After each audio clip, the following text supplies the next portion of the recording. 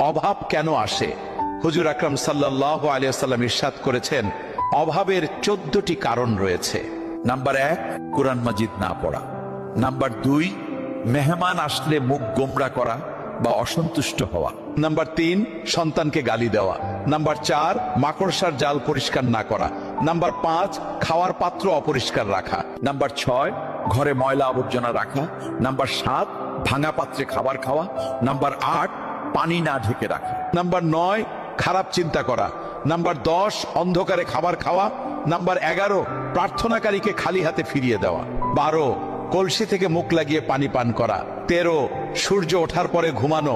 Number 14, বিছানায় বসে খাবার খাওয়া। ভিডিওটি অন্যদের কাছে অবশ্যই শেয়ার করুন, কারণ দিনের কথা ছড়ানো সদকায়ে জারিয়া।